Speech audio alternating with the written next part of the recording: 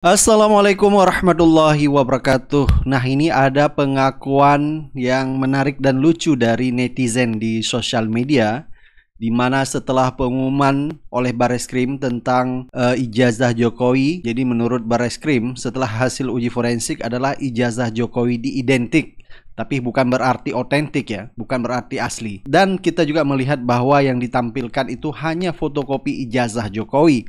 Nah, sehingga membuat masyarakat ataupun netizen ya menganggap bahwa cukup dengan fotokopi sudah bisa membuktikan bahwa ijazah itu ya menurut Bareskrim Polri adalah asli. Nah, sehingga ini pun ditiru oleh masyarakat maupun netizen. Ada netizen di sosial media, beliau menceritakan ditilang oleh polisi sampai memperlihatkan STNK dan SIM-nya, yaitu bukan dengan STNK asli melainkan fotokopi, karena berkaca dengan kasus Jokowi. Baik ya, tanpa banyak basa-basi langsung saja kita lihat cerita dari netizen yang ditilang oleh polisi hanya memperlihatkan fotokopi SIM dan STNK. Jadi semenjak kasus ijazah si Sontoloyo ini, SIM aku fotokopi, STNK aku fotokopi. Jadi kemana-mana aku bawa fotokopi. Ya. Nah, jadi kemarin itu aku uji lah ya kan di Bundaran Senayan tuh. Nah, dari situ kan nggak boleh tuh putar balik dari sisi tengah, nggak boleh, harus dari sisi kanan. Nah, tiba-tiba aku di stop lah sama polisi. Nah, otomatis diminta dong STNK aku, SIM aku diminta. Ya aku kasih lah.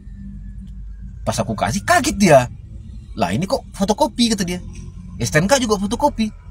Lah emang kenapa, aku bilang. Ini kan ada aslinya. Terus polisinya minta, aslinya mana, kata dia. Ya ada aslinya. Ya sudah aku lihat, nggak bisa, aku bilang. Ya udah aku foto aja, nggak bisa, aku bilang. Terus dia maksa. Weh, nggak usah maksa gitu, aku bilang. Ada kok aslinya. Kalau bapak maksa-maksa, aku bisa laporin ya ke Bareskrim Polri. Ya bisa saja ini palsu, kata si polisinya. Oh ya nggak bisa. Kalau bapak bilang ini palsu, mari kita uji di laboratorium forensik Polri. Kalau ini terbukti palsu, nggak apa-apa. Mobil bapak tahan, SIM bapak tahan, saya pun bapak tahan, nggak apa-apa. Kalau ini terbukti palsu. Ya, kata si polisinya, ya gimana? Masa mau diuji yang fotokopi? Ya emang kenapa, kata? Ya kan, kataku, wajar-wajar aja. Ya nggak bisa lah, dia bilang kan, harus yang asli diujinya. Lah kata siapa, aku bilang. Buktinya itu kemarin ijazah Sontoloyo yang diuji, yang fotokopi. Dia bilang gini, bapak tahu dari mana kalau itu yang diuji fotokopi? Ya, yang ditampilkan. Weh, itu yang asli, Pak, dia bilang kan. Nah, sekarang aku tanya lagi, bapak tahu dari mana kalau yang asli yang diuji? Ya, menurut aku aja, kata dia. Ya, menurut aku juga begitu dong. Itu yang diuji ya fotokopi. Wong kalau aslinya ya ditampilkan dong. Ini kan nggak ditampilkan. Akhirnya polisinya kalah kan, kalah debat. Terus dia bilang, kamu nih ini bisa aja nih ngelaknya. Ya harus adil dong, aku bilang kan. Si Sontoloyo aja bisa, masa aku nggak bisa, aku. Akhirnya aku dilepasin sama dia. Lagian ya kan, Sontoloyo bisa, aku nggak bisa, ya kan. Harus adil, ya kan, ya nggak, ya kan, saudaraku, harus adil. Aduh, sekian dari aku, Keluar Suara Rakyat. Assalamualaikum warahmatullahi wabarakatuh. Salam untuk teman-temanku yang non muslim. Nah, sampai juga netizen di sosial media ya memposting uang 2000 fotokopi. Jadi gara-gara keputusan Bareskrim Polri tentang ijazah Jokowi ya cuma memperlihatkan fotokopi. Nah, akhirnya juga netizen ya memposting uang 2000 fotokopi. Uang fotokopi ini diidentik dengan yang asli, maka uang ini dinyatakan asli. Kira-kira para pedagang yang cerdas mau terima nggak? Jadi fenomena fotokopi ini yang mencetuskan adalah Bareskrim sendiri. Cukup dengan bukti fotokopi sudah bisa membuktikan bahwa ijazah Jokowi asli ya. Pemilih SAM kalah lawan pemegang bukti fotokopi ya. Jadi cukup banyak fenomena-fenomena ya, dengan bukti SAM fotokopi bisa menang di pengadilan. Orang punya SAM asli tapi bisa kalah dengan fotokopi. Lagi-lagi ya, ini karena ada kepentingan. Ini yang terjadi seperti dengan abang tadi ya, yang ditilang polisi. Buat acuan besok-besok kalau ditilang, bilang aja SIM di rumah Pak, saya pastikan ada asli, tapi saya nggak mau tunjukkan. Ini sudah terjadi ya. Jadi fenomena-fenomena fotokopi ini setelah pengumuman dari Barreskrim, cukup dengan fotokopi ijazah saja sudah bisa membuktikan ya, melakukan uji forensik, bisa dikatakan identik, dan ini akan terjadi di masyarakat ya. Nanti akan banyak polemik-polemik, kasus-kasus di masyarakat akibat polisi sendiri yang mencontohkan seperti ini. Nah, sampai kemarin kita lihat pengacara Ahmad Khodinuddin pun ya mengatakan bagaimana masalah kasus ijazah Jokowi ini tidak ada barang bukti yang ditampilkan. Baik ya, coba kita dengar beberapa komentar netizen di sosial media terkait kasus dugaan ijazah palsu Jokowi ya, tetap menjadi pembicaraan netizen ya. Jadi kasus ijazah Jokowi ini walaupun Barreskrim akan menghentikan, tetapi ya polemik di masyarakat tetap bergema. Jadi ini tidak bisa dihentikan. Ada 6 fakta kuat ijazah ini palsu atau fake. Yang pertama adalah sebenarnya pernyataan Jokowi saat seminar di UII bahwa IPK-nya kurang dari 2. Yang kedua, bagaimana mungkin logo menyentuh tulisan ijazah, berkacamata dan terlihat gondrong. Rismond Sianipar melakukan pengujian dengan mikroskop digital, terlihat warna merah pada stempel tidak menyentuh jas yang dikenakan Jokowi. Adanya ralat pada berita kematian Profesor Ahmad Sumitro yang sudah ditayangkan di website UGM, itu tingkat kemiripannya berbeda-beda dan memang justru lebih rendah jika foto tersebut dibandingkan dengan foto Jokowi. Oke. Lebih tinggi jika dibandingkan dengan foto Dumatno Budi Utomo. Dibandingkannya dengan metode visual comparison, dan ijazah 11-15 ternyata identik dengan ijazah 11-17. Kas Ujo ya yang stres mau disidang nih. Rektor Ova Amelia, Dekan Sigit Sunarta, dan pihak-pihak yang digugat. Ya saya sakit juga, Saudara Joko Widodo. Kalau nanti kasus ini lanjut kan dia menjadi saksi pelapor, saksi korban, wajib hadir ya di dalam persidangan. Dia harus hadir. Dan ketika Saudara Joko Widodo menjadi saksi korban di persidangan, kan kami dari tim penguasa hukum menyiapkan sejumlah pertanyaan. Kemudian hakim juga sudah ada daftar pertanyaan, jaksa sudah ada pertanyaan. Kan dia harus menyiapkan jawaban-jawaban. Betul. Walau tidak terkait perkara, saya ingin kaitkan dengan kejujuran seorang Joko Widodo. Misalnya saya akan tanya kepada saudara Joko Widodo. Saudara saksi Joko Widodo, apakah benar saudara menyatakan di kantong saudara ada 11.000 triliun? Saya akan tanya itu. Saudara saksi Joko Widodo, apakah benar saudara dulu menyatakan ada pesanan 6.000 mobil SMK? Saudara Joko Widodo, apakah saudara dulu pernah menyatakan tidak akan membentuk kabinet gemuk? Saudara Joko Widodo, apakah saudara dulu pernah menyatakan bahwa saudara tidak akan import sebagai presiden dan seterusnya, masuk kepada ijazah? Kenapa? Karena jawaban-jawaban ini untuk menguji keterangan saksi konsisten tidak? Iya, betul. Kalau jawaban saksi pada sejumlah pertanyaan itu tidak konsisten, kita bisa menyimpulkan bahwa keterangan saksi ini tidak kredibel, atau bahasa lain dusta. Dan sementara keterangan saksi itu kan harus keterangan yang benar-benar 3 ya kriteria keterangan saksi itu. Sesuai dengan KUHP, Kitab Undang-Undang Hukum Acara Pidana. Dia lihat sendiri, dia dengar sendiri, dia alami sendiri, serta dia menyebutkan alasan apa terkait keterangan yang dia sebutkan. Kalau alasannya tidak masuk akal, keterangan dia itu akan dianggap 2 ya, 1 bohong atau setidaknya dia keliru, tidak jelas. Misalnya begitu. Selamat sore semuanya. Saya masih ingat betul di awal-awal mencuatnya, merebaknya kasus ijazah palsu oleh Bambang Tri lewat buku Jokowi Undercover. Waktu itu orang-orang Gerindra termasuk Fadlizon itu sangat antusias. Banyak foto-foto kebersamaan Fadlizon dan Bambang Tri, termasuk yang di belakang saya ini. Yang membuat saya tuh tertarik mengomentari Fadlizon. Setelah kasus ini dilaporkan ke polisi oleh Jokowi, disidik oleh polisi, orang-orang seperti Fadlizon ini tidak ada komentarnya nih. Dulu kita itu tidak percaya, tidak tahu, atau tidak peduli dengan keberadaan atau keaslian ijazah Jokowi. Mulai dari wali kota, gubernur, sampai presiden. Lah muncul Bambang Tri dan Patrizon ini. Saya tuh juga tidak percaya dulu. Saya juga marah-marah saat Bambang Tri menuduh ijazah Jokowi itu palsu. Nah, berkembang dengan waktu, akhirnya Bambang Tri dan Sugi Nur itu divonis bersalah dalam kasus ijazah palsu. Terus sekarang banyak orang bertanya, banyak orang meragukan keaslian ijazah Joko Widodo. Nah, kalau saran saya bagi penyidik untuk kasus ini, minta keterangan dong dari Patrizon. Dari mana dulu dia punya inisiatif, dia menyemangati dengan begitu antusias tentang keabsahan ijazah Jokowi.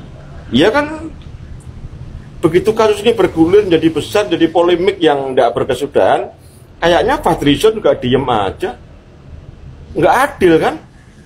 Dulu dia mendukung dengan antusias, begitu ini jadi polemik, nggak ada tanggapan. Aneh kan? Terakhir.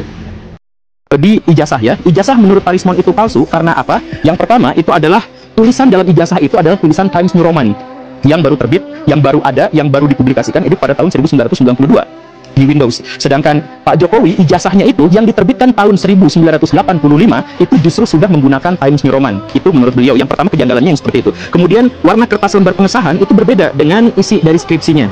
Yang ini kelak nanti dilanjutkan oleh Pak Roy Suryo. Kemudian yang berikutnya foto wajah. Foto wajahnya dianalisis menggunakan AI dan wajah Pak Jokowi sekarang, Pak Jokowi di tahun 1990, di tahun 1985 maaf. Kemudian di ijazah itu palsu, atau setidaknya memiliki probabilitas yang sangat rendah kalau itu adalah benar-benar Pak Jokowi. Itu menurut AI yang digunakan oleh Parismon. Kemudian nama rektornya berbeda. Nama rektor yang tertera dalam ijazah Pak Jokowi dengan yang menjabat di UGM di tahun yang sama itu ternyata namanya berbeda. Tanda tangannya juga beda. Beliau kemudian mengajukan tantangan kepada ahli grafologi dimanapun untuk silahkan cocokkan apakah tanda tangan ini tuh benar atau salah atau identik atau tidak. Kemudian yang berikutnya kacamata. Kacamata Pak Jokowi dalam ijazah itu kan dikenakan. Padahal Pak Jokowi itu seharusnya tidak boleh menggunakan kacamata karena dalam peraturan di ijazah itu tidak boleh menggunakan kacamata.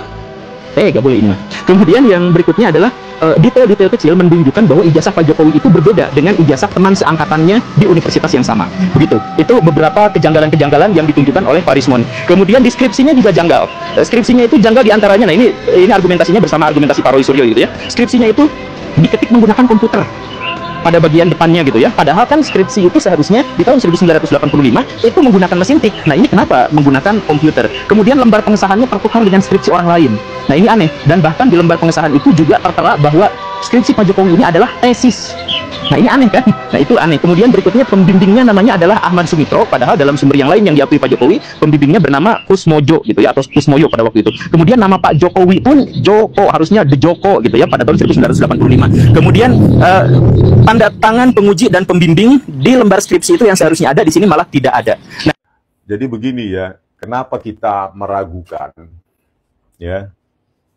Bukan personal juga ya, meragukan laboratorium forensik Baris Krim Polri ini ya, bukan personal ya, tetapi kenapa juga saya speak up ya, cerewet ya, dan tidak mau berhenti ya, karena dimulai di kasus Jessica Wongso ya, dimulai di kasus Jessica Wongso.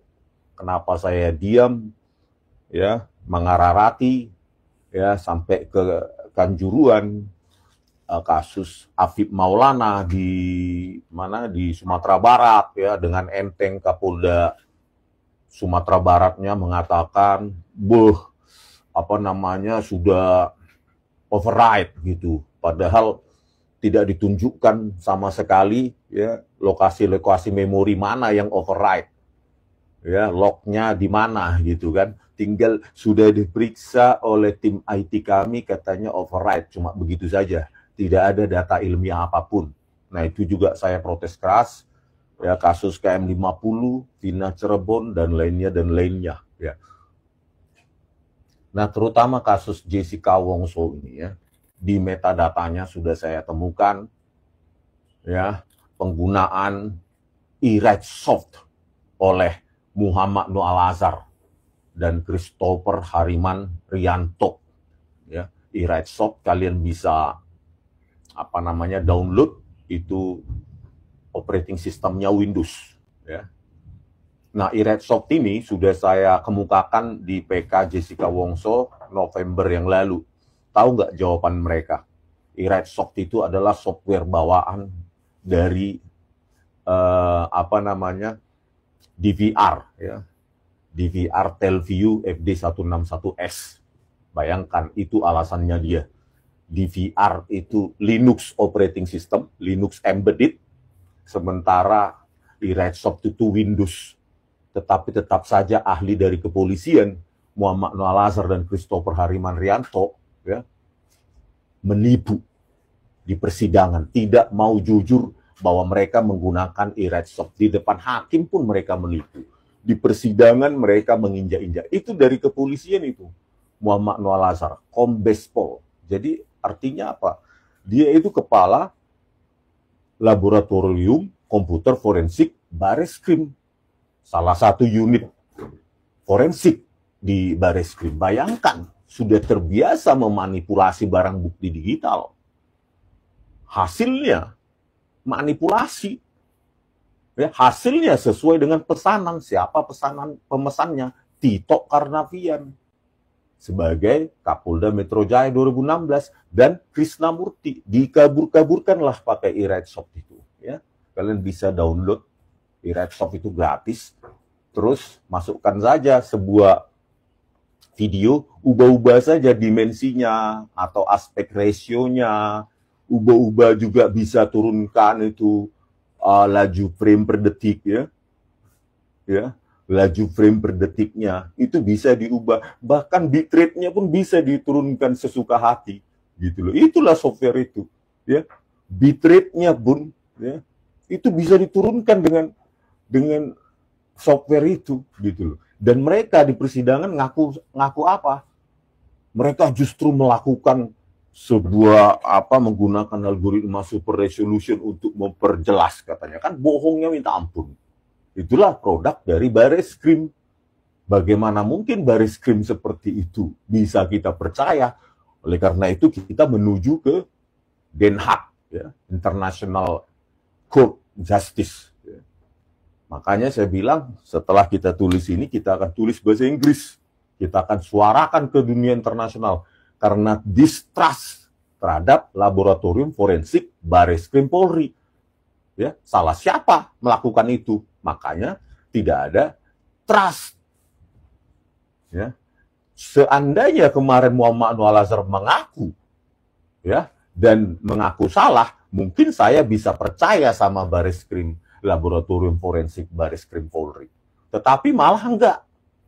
Ya, malah tetap menipu dengan mengatakan e-Right Soft itu software bawaan dari DVR. Bayangkan, DVR itu jaringan Linux embedded, yang ini malah Windows. Coba, di depan hakim tetap saja menipu dan menipu. Itulah kualitas polisi kita. Apa seperti itu mau kita percayakan? Ya, uji forensik dari lembar pengesahan skripsi dan ijazah Joko Widodo. Ya nggak mau dong, gitu loh.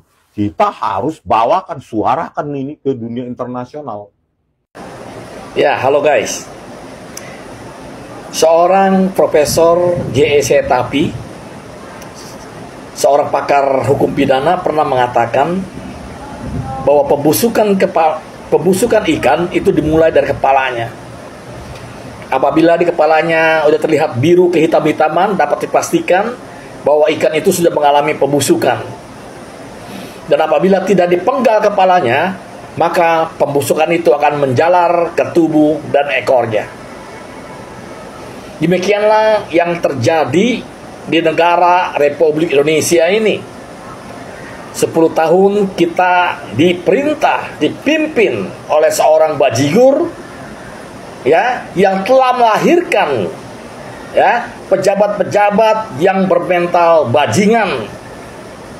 Dan itu terjadi di hampir semua institusi pemerintah. Yang pertama terjadi di kepolisian, di kejaksaan, ya, di kehakiman, Mahkamah Agung, KPK, dan semua kementerian, semua sudah mengalami pembusukan. Ini mengerikan sekali. Kalau tidak bisa cepat diatasi, pembusukan akan merembet kemana-mana. Oleh karena itu kepada Presiden Prabowo, ya, untuk dapat secepatnya membersihkan pejabat-pejabat yang bermental bajingan di kabinet Anda yang masih begitu banyak, ya, pejabat-pejabat yang bermental bajingan kampungan itu harus segera disingkirkan dari kabinet Anda, supaya kabinet Anda boleh berjalan dengan baik 5 tahun ke depan, tidak dirongrong oleh pejabat-pejabat yang bermental bajingan yang tersangkut masalah hukum, termasuk Budi Ari itu, Pak Presiden. Jelas-jelas disebut dalam dakwaan jasa menerima aliran judi online, tapi sampai saat ini dia merdeka, tidak diperiksa oleh polisi. Itu merusak, melukai hati keadilan dari masyarakat. Singkirkan Budi Ari dan tangkap dia segera. Singkirkan juga itu si Listio Sigit Prabowo, Kapolri saat ini. Ya, dia bekerja bukan untuk negara, dia bekerja untuk Jokowi dan keluarganya. Ya, masih banyak lagi, Anda lebih tahu daripada saya, orang-orang yang harus Anda singkirkan dari kabinet Anda. Terima kasih Pak Prabowo. Ya, merdeka.